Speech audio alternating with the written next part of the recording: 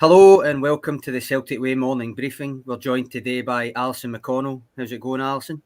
Very well, thank you. Yourself? Yeah, not bad. Well, you'll be pleased to know we finally get the chance to move on from that Livy game today. So I suppose the first question I'm going to ask you is, it's a cup quarter-final against Raith. It's at home against a team in a lower division. But just how important has it become that Celtic not only win this game, but win it well after recent results? I think the first thing is just to win it. I think that will be the priority. I think regardless of how you win it, I think at the minute it is about restoring some kind of confidence and recalibrating, obviously, from the weekend and from a desperately poor run of away results. I think it's a bonus if you get a good performance too. If you get a few goals and it maybe just augurs well going into the weekend's game. But I think the priority at the minute is just steadying the ship almost and getting back to getting a performance and getting back to winning. I think a win is a win, of course. I think that's the basic thing. But ideally, I'd want to see a return to confidence. You kind of touched on it there. A return to confidence with it, so that I'm sure that Ange Postecoglou will be hoping it's a relatively stress-free evening if possible.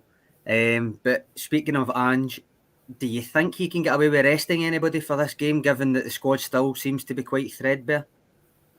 I don't think so. I think he would be reluctant to take any chances, because I think any slip-up now tomorrow night really brings you back to where you were last season. I think it would just rock the club entirely. I think you need to get through it. It needs to be a strong performance.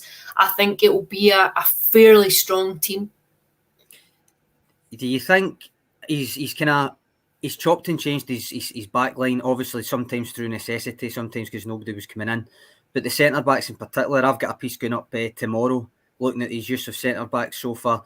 He chopped and changed again on Sunday, the centre-back pairing. Do you think there's any chance that reverts if Starfelt's okay to go? Do you think that goes back to Carter Vickers and Starfelt, or does he stick with Welsh despite the kind of poor defending for the Andrew Shinnie goal on Sunday? I think it's definitely a consideration. I think that if Starfelt is fit and available, he may well come back in. But I think that's maybe one of the problems so far this season, is the lack of consistency and the changing of personnel fairly frequently. I think it would benefit everyone to go with a settled back line, if that is at all possible, and give them a run of games together to foster an understanding and a confidence too. Speaking of the defence at left back, do you think Ball Ngoli will be retaining his place?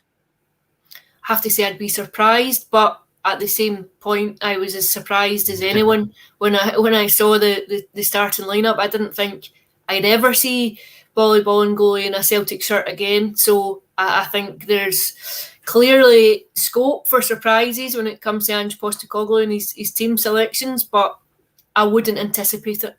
No. We don't know, am I right in saying we don't know as yet if Callum McGregor will play, just that he might be available? That kind of thing, yeah. I think we might know more later this afternoon. I think there's a press conference at lunchtime-ish that you might know more once the manager's asked about the fitness and availability of certain players, and I'm sure Callum McGregor would be one of those that people would be keen to know whether or not he's in line for a return tomorrow night. Just going to bring up a comment here. It was focused on Sunday, but just prompted my thoughts there. Do you think there's any chance Ralston gets a game tomorrow night? Do you think he comes back in for a wee start? I think it's a possibility. I think depending on what happens with the left back role, you could see Juranovic over in the left and Ralston on the right potentially. I don't think Anthony Ralston's done anything wrong at all. I think he's been one of the fairly consistent performers since the season began. I think we've spoke about it extensely on this show, just how he compounded critics and put in some fairly solid showings despite feeling as though people might have been on his back and under the performances under the microscope at times. But yeah, I think he adds a physicality at times to Celtic. I wouldn't say surprised, because it's not a position that you tend to sub on and off in a game. But on Sunday, not that I'm saying he would have been a game changer, although he has been at certain points this season. But that kind of game seemed as if it would maybe suit Ralston's intensity, if you know what I mean. Because for all other aspects of his play that maybe people can still criticise, even when he's playing well, his intensity isn't one of them, and that's kind of what Celtic were lacking a great deal of on Sunday. So obviously he was trying to get the middle areas more involved, and to a great extent Sorrell actually done that when he came on. But I actually think it was quite hard done by not to get any game time on Sunday, Ralston. So I'm thinking he might come in, whether it's from the start or, and as you say, Janovic goes to left back and Ralston starts at right back, or whether he just gets some game time. I don't see it going 2 games without any game time on the pitch for him after the amount that he's played up till now. I have to agree with you. I think one of the criticisms of Celtic at the weekend was a softness to them. I think Ralston might have helped in that regard too. I think we've pored over and ruminated on that result all week. I think I'm not sure there's too much more to add, but like you, I think the likelihood is that he comes back in. Further forward from there, I think worries me slightly that David Turnbull and Tom Rogic have got to start every game together just now. I think ideally that wouldn't be the scenario. You wouldn't necessarily have both starting every single game, especially now and again there's dips. Me and Tony referenced Turnbull's kind of peaks and troughs yesterday. I think it's amplified by the fact that there's no real alternatives just now. I don't really see any other attacking midfielders. The only thing I can think of right now is maybe if McGregor's fit and firing, moving him slightly further forward on occasion, because Celtic are obviously got a couple of kind of more defensive midfielders, Sorrell and McCarthy, even Beaton if you want to go with that as well, to come in to sit deeper. So maybe that might be an avenue to maybe giving one of Turnbull or Rogic a start off, if you know what I mean, a day off of not starting a game, because they seem to have to start every game now. Yeah, any thoughts on that? Yeah, I think they've both looked quite jaded too. I think they've both looked leggy in recent games and bereft of ideas at times. I would agree. I think it brings into question what we've spoken about before. I don't think there's a huge amount of depth within the squad. When you take key players out, I think it's fairly threadbare. I think it's something that has to come into consideration for January in the transfer window, and building ahead and trying to establish a squad and rebuild the squad. I definitely think when you're missing a few big performers, it's incredibly noticeable. There's a comment here about general. It's quite a big comment, so I'll just put it up for 2 seconds because it's half in more faces. But basically, the point I'm taking away from this is the mention of Adam Montgomery. I thought he played quite well against Betis, wide left wing rather than left back, where he's featured so far. Then he didn't feature at all against Livingston. Mikey Johnston obviously came on. Is there a chance you think that Montgomery actually gets the nod at left wing for the Raith Rovers game, or even at left back? Or do you think it's maybe more likely that Johnston's return to fitness is accelerated by an appearance? I have to say, on a personal level, I have been hugely impressed by Montgomery. I think he's played very well. I thought it was quite a mature performance over in Spain last Thursday night, thrown into a game of that magnitude. I think he's impressed when he has been called upon. I think he deserves more game time. I think his performances have been encouraging.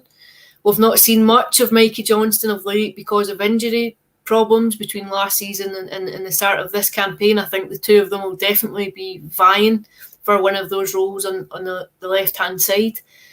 I think Montgomery might be in consideration for some kind of game time tomorrow night.